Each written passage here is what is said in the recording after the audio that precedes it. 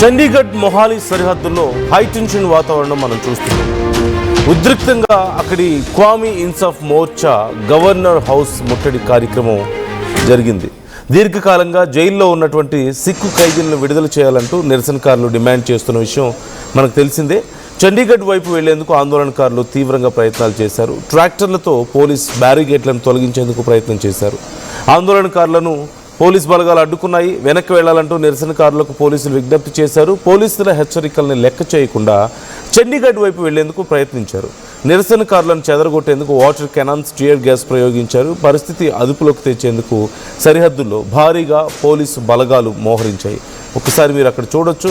పోలీసులు ఏర్పాటు చేసిన బ్యారిగేట్లను నెట్టేసి వాటిని పూర్తిగా డెస్ట్రాయ్ చేసేసి వాటిని దాటుకొని వెళ్ళే ప్రయత్నం మనం చూస్తున్నాం. ఈ నేపథ్యంలోనే అక్కడ ఉద్రిక్త పరిస్థితులు నెలకొన్నాయి. ముందుగా వారిని వార్న్ చేశారు పోలీసులు. అయినా సరే వాళ్ళు వెనక్కిపోవడంతో చివరికి వాళ్ళ మీద టియర్ గ్యాస్ ప్రయోగించినట్లుగా తెలుస్తుంది.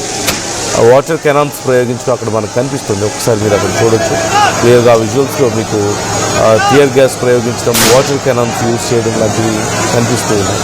అయితే ఇప్పుడు అసలు ఈ క్వామీ ఇన్సాఫ్ మోర్చా అనే గ్రూప్ ఎందుకని ప్రయత్నాలు చేస్తుంది,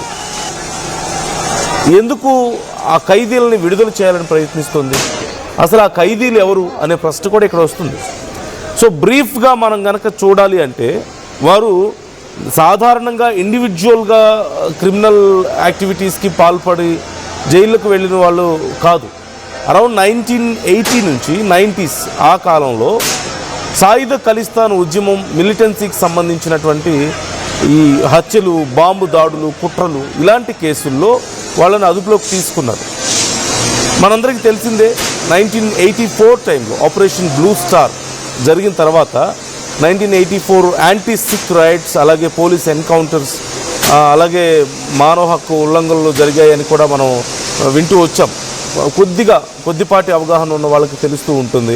ఆ టైంలో యాంటీ సిక్ రైట్స్ కానీ, అలాగే ఆపరేషన్ బ్లూ స్టార్ కానీ ఇవన్నీ కూడా మనం విన్నాం. ఆ టైంలో సిక్కు యువతలో చాలా తీవ్రమైనటువంటి ఆగ్రహాన్ని పెంచాయి ఈ ఎన్కౌంటర్స్, బాంబు దాడులు, ఈ మానవ హక్కు ఉల్లంఘనలు ఇవన్నీ కూడా. అంటే సిక్కుల్ని అణగదొక్కడానికి ప్రయత్నిస్తున్నారు, అన్యాయంగా వాళ్ళ ప్రాణాలు తీస్తున్నారు, ఇష్టం వచ్చిన వాళ్ళని గవర్నమెంట్ తీసుకువెళ్ళి అని చెప్పేసి అప్పుడు ఒక ప్రత్యేక ఖలిస్తాన్ దేశం కోసం పోరాటం ప్రారంభించడం మనం చూసాం.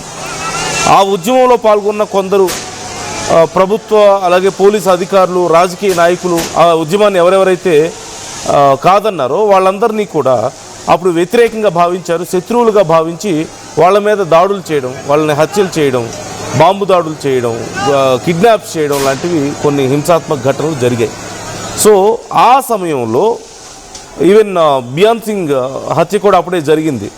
1995లో ఆగస్టు 31న పంజాబ్ సీఎం బియాన్ సింగ్ను చండీగఢ్లో బాంబు దాడి చేసి హత్య చేశారు. బియాన్ సింగ్తో పాటుగా మరొక 17 మంది కూడా అప్పుడు మరణించడం మనం చూసాం. సో ఇలాంటి యాక్టివిటీస్ చాలా జరిగిన నేపథ్యంలో ఆ సమయంలో అనేక మందిని అరెస్ట్ చేశారు.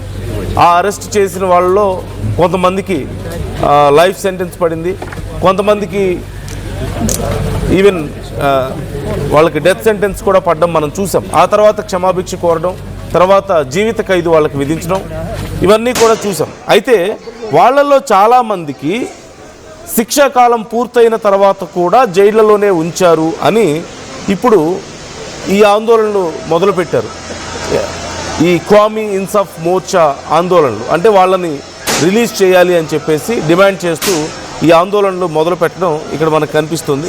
ఈ నేపథ్యంలోనే 2023 జనవరి 7న మొహాలీలో క్వామీ ఇన్సాఫ్ మోర్చా ఆమ్ సాహిబ్ గురుద్వారా నుంచి అక్కడి నుంచి ప్రారంభమైంది ఈ గ్రూప్ అనేది. ఆందోళనకారులు చండీగఢ్ వైపు వెళ్ళడానికి అప్పుడు ప్రయత్నించారు. చండీగఢ్ పోలీసులు సరిహద్దు దగ్గర వారిని అడ్డుకోవడం, ఆ తర్వాత మొహాలీ చండీగఢ్ సరిహద్దు సమీపంలో ఈ వైపిఎస్ చౌక్ దగ్గర దీక్షలు, ధర్నాలు కొనసాగించడం మొదలుపెట్టారు. ప్రధానంగా వీళ్ళు ఈ బందీ సింగ్ అనే పిలిచేటువంటి సిక్కు ఖైదీలు ఎవరెవరినైతే అప్పుడు అరెస్ట్ చేశారో ఆ సమయంలో అరెస్ట్ చేసిన వాళ్ళందరినీ బందీ సింగ్గా పిలుస్తారు. వాళ్ళందరినీ విడుదల చేయాలనేది మోర్చా చేస్తున్నటువంటి డిమాండ్, ఈ గ్రూప్ చేస్తున్నటువంటి డిమాండ్. కొంతమంది సిక్కు ఖైదీలు జీవిత ఖైదు కింద 15 నుంచి 30 సంవత్సరాలకు పైగా జైల్లోనే ఉన్నారంటూ వాళ్ళు చెప్తున్నారు. అంటే ఎస్జీపీసీ రూపొందించినటువంటి జాబితాలో 21 మంది సిక్కు ఖైదీలు ఉన్నారు. మోర్చా ప్రధానంగా దీర్ఘకాలంలో జైల్లో ఉన్న 9 మంది మీద వీళ్ళు 9 మందిని విడుదల చేయాలనేది వీళ్ళ డిమాండ్. అయితే జనరల్గా 14 సంవత్సరాలు జైలు శిక్ష పూర్తయిన తర్వాత, అంటే లైఫ్ పూర్తయిన తర్వాత వెంటనే ప్రతి జీవిత ఖైదీని ఖచ్చితంగా విడుదల చేయాలి కదా అనే నిబంధన అనేది కంపల్సరీగా లేదు. Depends on some other consequences or some other facilities ప్రకారం వాళ్ళని కొనసాగించడానికి కూడా అవకాశం ఉంటుంది. వాళ్ళ శిక్షా కాలాన్ని పొడిగించడానికి అవకాశం ఉంటుంది, తగ్గించడానికి అవకాశం ఉంటుంది. ఈ నేపథ్యంలో వాళ్ళని విడుదల చేయలేదు. అందుకని ఇప్పుడు వీళ్ళు డిమాండ్ చేయడం మొదలుపెట్టారు. అయితే 2023లో జరిగినటువంటి అప్పుడు ప్రయత్నాలు కూడా ఇలాగే కొంత హింసాత్మకంగా మారడం, పోలీసులు బ్యారిగేట్లను తొలగించేందుకు వాళ్ళు ట్రాక్టర్స్ని వాటిని కూడా ఉపయోగించారని చెప్తున్నారు. మొత్తం 33 మంది పోలీసులు గాయపడ్డారని కూడా చెప్తున్నారు. అయితే ఇన్సాఫ్ మోర్చాతో పాటు మరికొంతమంది ఇందులో ఇన్వాల్వ్ అయ్యారని కూడా కొన్ని అనుమానాలు లేకపోలేదు. సో మోర్చా వైపీఎస్ చౌక్ అలాగే మొహాలి చండీగఢ్ మార్గం ప్రాంతంలో చాలా రోజులుగా ఈ ఆందోళనలు కొనసాగిస్తూ ఉంది ఆ రోడ్స్లో. సో దానివల్ల ఏంటి, ప్రజలకి రాకపోకలకు ఇబ్బంది అవుతుంది. దీని మీద arrive safe society of Chandigarh Punjab Haryana హైకోర్టును ఆశ్రయించింది. 2023 ఆగస్టులో హైకోర్టు క్లియర్గా ఏం చెప్పిందంటే, ప్రజా రహదారులను నిరవధికంగా మూసివేయడం, ప్రజలకు ఇబ్బంది కలిగించడం అనుమతించలేనిది అంటూ పేర్కొంది. అవసరమైతే ఆ రహదారులను ఖాళీ చేయించడానికి రాష్ట్ర ప్రభుత్వాలు చర్యలు తీసుకోవచ్చని కూడా చెప్పింది. సో వీళ్ళు అడుగుతుంది ఏంటి, ప్రధానంగా దీర్ఘకాలంగా జైల్లో ఉన్నటువంటి ఆ సిక్కు ఖైదీలను విడుదల చేయాలి అని చెప్పేసి అడుగుతున్నారు. సో ఇప్పుడు ఆ ఆందోళనలు మరొకసారి పెరిగి పెద్దవడం మనకి కనిపిస్తుంది. ఆల్మోస్ట్ 2024 అక్టోబర్లో కూడా వైపీఎస్ చౌక్ వద్ద సుమారు 18 నెలలుగా అప్పటికే కొనసాగుతున్నటువంటి నిరసన నుంచి చండీగఢ్ వైపు మార్చేయడానికి ప్రయత్నించారు. మొహాలి చండీగఢ్ సరిహద్దుల్లో మరొకసారి అప్పుడు భారీ బందోబస్తు ఏర్పాటు చేశారు. సో ఇప్పుడు మరొకసారి అదే ఆందోళనలు కొనసాగుతున్నాయి. ఈ నేపథ్యంలో కొంతమంది మేజర్గా వాళ్ళు చెప్తున్నటువంటి లిస్టులో 9 మంది ఇక్కడ మనకు కనిపిస్తున్నారు. దేవిందర్ పాల్ సింగ్ బుల్లర్ ఉన్నారు. 1993 ఢిల్లీ బాంబు పేలుడు కేసు, ఆయనకి మరణశిక్షను విధించారు. తర్వాత జీవిత ఖైదుగా మార్చారు దాన్ని. ఆ తర్వాత గుర్దీప్ సింగ్ ఖేరా ఉన్నారు. ఢిల్లీ కర్ణాటకలో జరిగినటువంటి బాంబు పేలుళ్ల కేసులో ఈయన అరెస్ట్ చేశారు. తర్వాత లఖ్విందర్ సింగ్ లఖా, అలాగే గుర్మిత్ సింగ్, షంషేర్ సింగ్, పరంజీత్ సింగ్ బేవ్రా, అలాగే బల్వంత్ సింగ్ రాజోఆనా, జగ్తార్ సింగ్ హవారా, జగ్తార్ సింగ్ తారా. మొత్తం వీళ్లలో 7 1995లో పంజాబ్ మాజీ ముఖ్యమంత్రి, ఇంతకుముందు నేను చెప్పినట్లుగా బియాన్ సింగ్ హత్య కేసులో అప్పుడు బాంబు పేల్చి ఆయన్ని హత్య చేశారు అప్పటి పంజాబ్ మాజీ ముఖ్యమంత్రిని. సో ఆయన హత్య కేసుతో సంబంధం ఉన్నవాళ్ళు అంటూ చెప్తున్నారు. ఈ మొత్తం 9 మందిలో 7. బియాన్ సింగ్ హత్య ఎలా జరిగిందనేది మనం మాట్లాడుకున్నాం ఇప్పటికే. ఇప్పుడు నేరం చేసినందుకు శిక్ష పడింది కదా, కానీ జీవిత ఖైదు అనుభవిస్తున్న వారిలో కొంతమంది 20-30 ఏళ్ళుగా ఉన్నారు. 14 ఏళ్ల తర్వాత వాళ్ళని రిలీజ్ చేయాలి కదా వాళ్ళ శిక్షాకాలం పూర్తయిన తర్వాత అనేది వీళ్ళ డిమాండ్. అయితే ఇంటర్నల్గా చాలా రీజన్స్ ఉన్నాయి. వాళ్ళ మీద ఒక కేసు కాదు, మల్టిపుల్ కేసెస్ ఉన్నాయి. కాబట్టి కొన్నిసార్లు శిక్షాకాలం పెరగడానికి అవకాశం ఉంటుంది. ఒకవేళ జైల్లో ఉన్న సమయంలో కొత్త కేసులు వాళ్ళ మీద పడి మళ్ళీ వాళ్ళు శిక్షార్హులు అయి ఉండొచ్చు, లేదా అక్కడున్నటువంటి కొన్ని కారణాల వల్ల కూడా వాళ్ళకి శిక్షాకాలాన్ని పెంచడానికి ఛాన్స్ ఉంటుంది. ఇవన్నీ కాదు అనుకుంటే కొన్ని భద్రతా కారణాల దృష్ట్యా కూడా. సో వాళ్ళని రిలీజ్ చేయకపోవడం అనేది ఇప్పుడు అతిపెద్ద సమస్యగా మారింది. సో ఈ నేపథ్యంలోనే ఇప్పుడు ఇంత గందరగోళం. మరొకసారి చండీగఢ్ మొహాలి సరిహద్దుల్లో అప్పటి నుంచి కొనసాగుతున్నటువంటి ఆందోళనలు 2023 నుంచి కూడా ఇప్పుడు కొనసాగుతూనే ఉన్నాయి.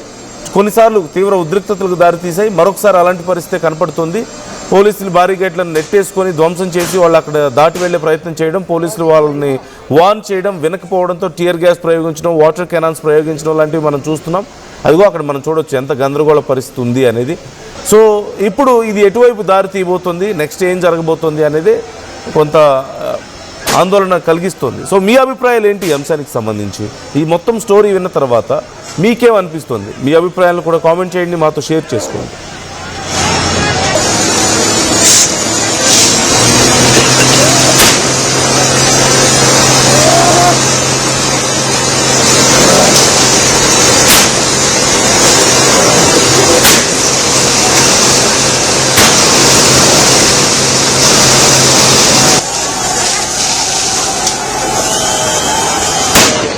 आवाज बढ़ गई ना।